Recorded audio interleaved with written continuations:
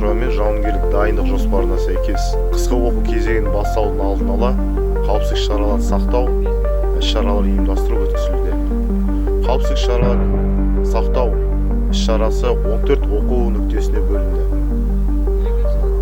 Қауіпсіздік шараларын сақтау мақсаты ол әскери қызметшілердің жауынгерлік оқу тапсырмаларын орындау барысында, тактикалық алаңда қандай да бір оқу сабақтарын өткізу барысында, әскери техникада жөндеу жұмыстары және жүргізу барысында, қару-жарақтармен қолдану барысында қауіпсіздік шараларын сақтауды алдын алу мақсатында өткізілуде.